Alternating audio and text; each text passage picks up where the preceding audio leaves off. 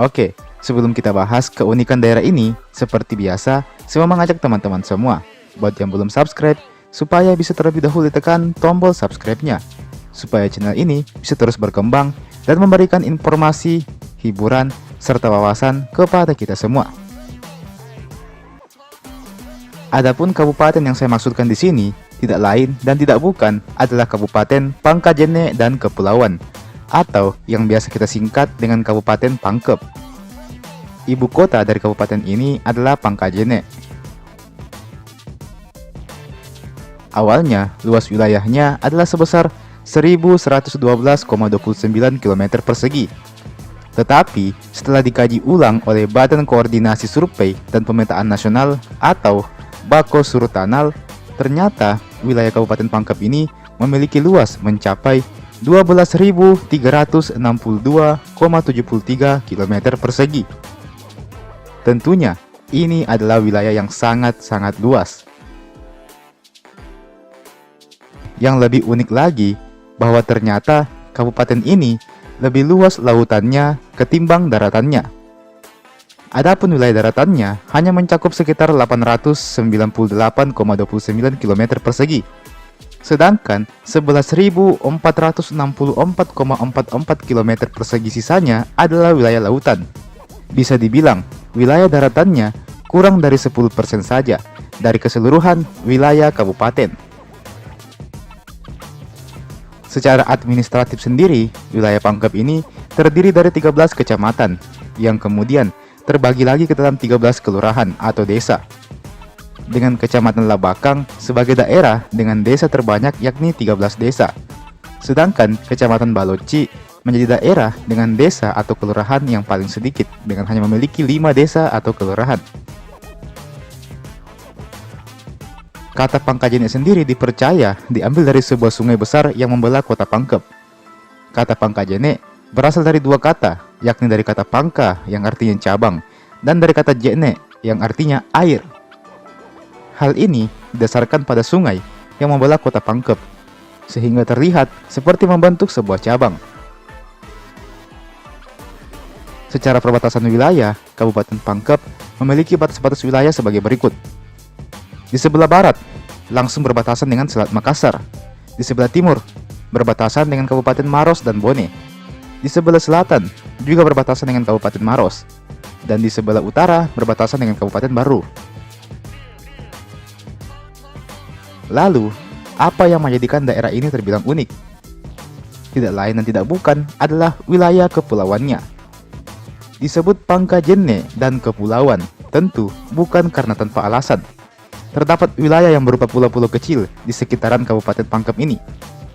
Terdapat setidaknya sekitar 115 pulau yang berada di dalam wilayah Kabupaten Pangkep ini. Pulau-pulau kecil tersebut sebagian besar berada di Kecamatan Liukang Tupabiring, Liukang Tangaya, dan Liukang Kalmas. Dengan banyaknya pulau-pulau kecil ini, maka jelas Pangkep memanfaatkannya sebagai tempat pariwisata. Beberapa pulau seperti Pulau Camba-Cambang, Pulau Panabungan, dan masih banyak lagi. Kebanyakan pulau-pulau tersebut ada yang berpenghuni, dan ada pula yang tidak berpenghuni. Ada pula kasus seperti di Pulau Cangke, di mana pada tahun 2015 lalu dikabarkan kalau pulau tersebut hanya dihuni oleh sepasang suami istri saja. Di satu sisi, ini adalah keuntungan tersendiri. Dengan luasnya wilayah perairan dan banyaknya pulau-pulau yang tersebar, maka Pangkep adalah tempat yang cocok untuk wisata bahari. Keindahan lautnya tentu akan sangat menjanjikan. Di satu sisi, wilayah yang terbagi-bagi ini akan menyulitkan untuk digapai, akan menyulitkan untuk mencapai ke sana. Karena akses ke sana tentu tidaklah mudah. Ya, bisa dibilang ada plus minusnya lah. Jadi jangan heran kalau semisalnya kalian ketemu sama orang yang mengaku datang dari pulau yang berbeda tapi mengaku sebagai orang Pangkep. Bisa jadi dia memang orang Pangkep, hanya saja dia tinggal di daerah kepulauannya.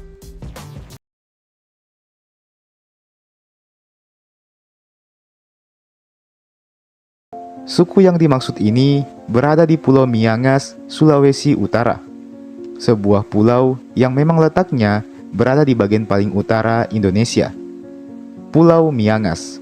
pulau ini memang berdekatan dengan Filipina, sehingga jangan heran kalau banyak budaya yang bercampur antara Indonesia dan Filipina di Miangas ini. Dan salah satunya tentu adalah bahasa itu sendiri. Pulau Miangas secara administrasi merupakan bagian dari Kecamatan Miangas, Kepulauan Talaut, Provinsi Sulawesi Utara. Dibutuhkan kurang lebih 2 jam untuk bisa mengelilingi pulau yang memiliki luas wilayah kurang lebih 3,39 km persegi ini. Menurut data dari BPS, Badan Pusat Statistik, pada tahun 2021 mengemukakan bahwa jumlah penduduk Pulau Miangas sebanyak 820 jiwa dan mayoritas berasal dari suku Talaut. Pulau ini juga hanya memiliki 1 desa dalam 1 kecamatan. Hal ini menjadikan Pulau Miangas sebagai satu-satunya wilayah yang kecamatannya hanya memiliki 1 wilayah administratif, yaitu Desa Miangas. Secara geografis, letak Pulau Miangas lebih berdekatan dengan daratan Filipina dibandingkan dengan Indonesia. Jarak antara Pulau Miangas dengan kota Davao di Filipina sekitar 45 mil atau sekitar 83 km dan membutuhkan perjalanan sekitar 8-10 jam menggunakan kapal nelayan. Jika dibandingkan dengan jarak dari Pulau Miangas ke Pulau Melongoane di ibu kota Kabupaten Talaut, membutuhkan jarak tempuh sekitar sehari semalam. Jadi, Pulau Miangas ini lebih dekat ke Filipina dibandingkan pulau lain di Indonesia. Di pulau ini, bahasa yang digunakan bukan hanya bahasa Indonesia saja, tetapi juga bahasa Tagalog dari Filipina. Loh, kok bisa? Jika dilihat dari sejarah, maka kita bisa menemukan fakta bahwa memang orang yang pertama kali menemukan Pulau Miangas adalah orang asli Mindanao, Filipina. Kala itu, mereka menemukan banyak pohon palem yang tumbuh di rawa-rawa. Sejak saat itu, pulau ini kemudian dikenal dengan sebutan Las Palmas, yang dalam bahasa Tagalog berarti buah kelapa yang mengambang di tengah laut. Lama-kelamaan, pulau ini menjadi tempat persinggahan bagi perahu-perahu yang berlayar dari pulau-pulau sekitarnya yang akan menuju ke Filipina.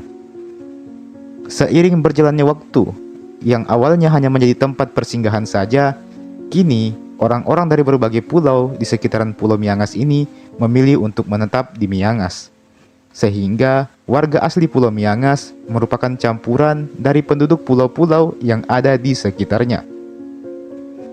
Wilayah Pulau Miangas dahulunya diperebutkan oleh 2 negara, yakni Spanyol dan Belanda. Kemudian, pada tahun 1989, setelah Perjanjian Paris, pemerintah kolonial Spanyol menyerahkan kekuasaan mereka atas wilayah Filipina kepada Amerika Serikat.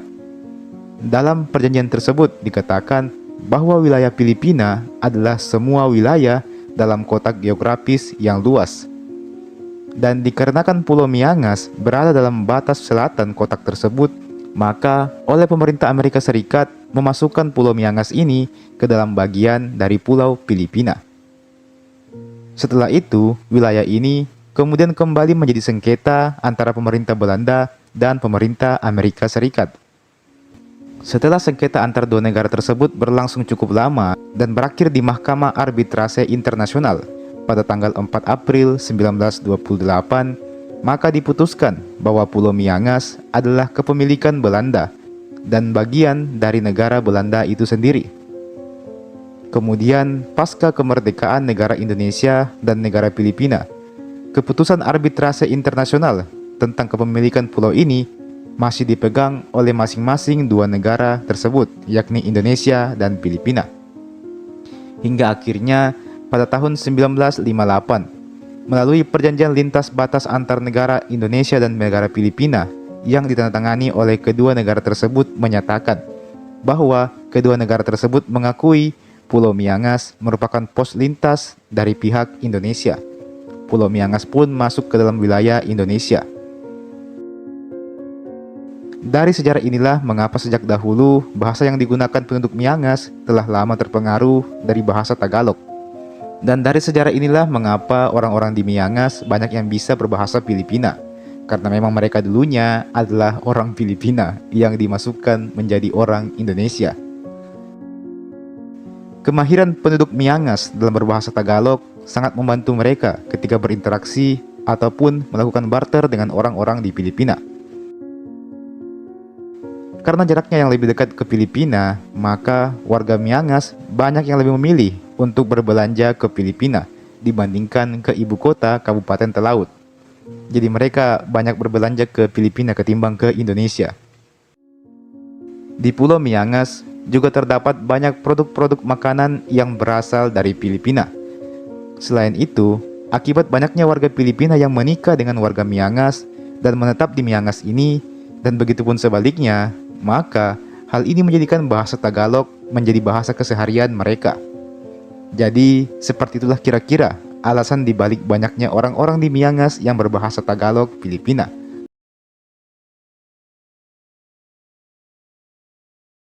Kabupaten Morowali adalah sebuah kabupaten yang berada di Provinsi Sulawesi Tengah, Indonesia. Ibu kota kabupaten ini terletak di Kecamatan Bungku Tengah. Kabupaten ini mempunyai luas sebesar 5.472 km persegi dan berpenduduk sebanyak 170.415 jiwa per tanggal 30 Juni 2022 berdasarkan data Kementerian Dalam Negeri, dan sebanyak 176.244 jiwa berdasarkan data Badan Pusat Statistik tahun 2023 yang lalu. Kabupaten Morowali merupakan kabupaten yang terbentuk dari hasil pemekaran wilayah Kabupaten Poso, Provinsi Sulawesi Tengah. Kabupaten Morowali merupakan salah satu dari 12 kabupaten dan satu kota yang ada di Provinsi Sulawesi Tengah. Morowali adalah salah satu daerah penghasil nikel di Indonesia dan memiliki kawasan industri berbasis nikel dan baja dan juga beroperasi di wilayah Sulawesi Tengah. Jadi, sampai di sini sudah jelas kalau Morowali bisa jadi daerah terkaya di Indonesia berkat sumber daya alamnya yang melimpah. Morowali bisa dibilang adalah salah satu penghasil nikel terbesar di Indonesia. Bukan salah satu sih, mungkin inilah yang terbesar di Indonesia. Kekayaan Morowali terlihat dari PDRB per kapita yang merupakan yang tertinggi di Indonesia, mengalahkan Jakarta Pusat, yaitu sebesar 927,23 juta. Sementara itu, Jakarta Pusat menjadi yang kedua, yaitu sebesar 819,38 juta. Namun kita ketahui bersama, kekayaan alam Morowali memang melimpah. Namun, jika terus dikuras, pasti dampak negatif yang dihasilkan tidak sedikit. Tutupan hutan yang dulu hijau dan rapat, sekarang mengalami pembukaan yang masif. Sejauh mata memandang, terlihat memerah sebagai penanda galian nikel. Debu pekat nan tajam akan bertiup seperti bekas ledakan bom atom saat rombongan truk pengangkut ore melintasi jalanan di atas pegunungan yang terjal menuju pelabuhan. Pemandangan-pemandangan semacam itu bukan sesuatu yang perlu dirahasiakan lagi. Sepanjang pesisir pantai, terutama dari desa Kolono hingga dusun Patupia Bahodopi, sisa-sisa tanah mineral banyak terlihat menempel di jalan aspal yang dibangun sekitar 3 tahun terakhir. Kawasan perairan dari Teluk Tomori yang merupakan bekas ibu kota sementara Kabupaten Morowali tak lepas dari pesta pora nikel. Laut penghasil ikan itu ditimbun dengan tanah merah dari pegunungan sekitar sebagai material untuk membangun port atau pelabuhan. Pelabuhan tidak hanya satu, kurang lebih ada 28 pelabuhan sejenis atau bahkan lebih yang cocok disebut reklamasi pantai yang berjejer di antara gugusan pulau-pulau kecil yang berakhir di garis hutan mangrove cagar alam Morowali. Dalam skema Master Plan Percepatan Pembangunan Ekonomi Indonesia atau MP3EI, Koridor Ekonomi Sulawesi diharapkan menjadi lumbung tambang. Target itu tidaklah muluk-muluk, mengingat selama ini komoditas tambang nikel Indonesia 50% dipasok dari Sulawesi. dan Morowali tentu menjadi sasaran yang empuk untuk dikeruk. Nikel memanglah komoditi yang sangat penting di dunia. Banyak negara di seluruh dunia seperti berebut untuk mendapatkan nikel dari Indonesia. Ini menguntungkan, apalagi program hilirisasi yang dicanangkan oleh pemerintah akan mengambil industri pertambangan sebagai salah satu titik fokus utamanya. Namun lagi dan lagi, kita berada di posisi yang membingungkan. Apakah ini untung atau rugi? Apakah kita patut berbangga dengan hal ini atau justru sebaliknya? Keberadaan tambang nikel di Morowali, seperti halnya kegiatan pertambangan lainnya, memiliki dampak ganda, baik yang bersifat positif maupun yang negatif. Penting bagi kita untuk mempertimbangkan keduanya sebelum mengambil kesimpulan.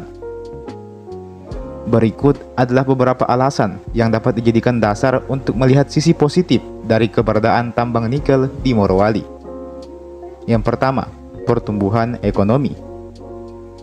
Sektor pertambangan, termasuk nikel, merupakan salah satu penyumbang signifikan terhadap produk domestik regional bruto atau PDRB dan pendapatan daerah Morowali. Investasi dalam pertambangan nikel menciptakan lapangan kerja, baik langsung maupun tidak langsung bagi masyarakat setempat.